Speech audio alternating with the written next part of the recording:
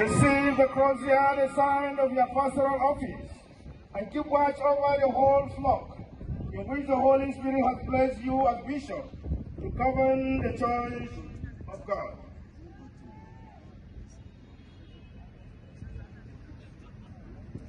Dukanmu mu tashi.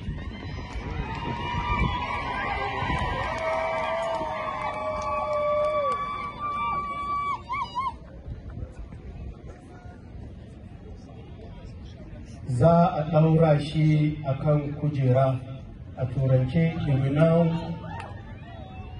be asked to sit on the cathedral, which is the seat of the bishop.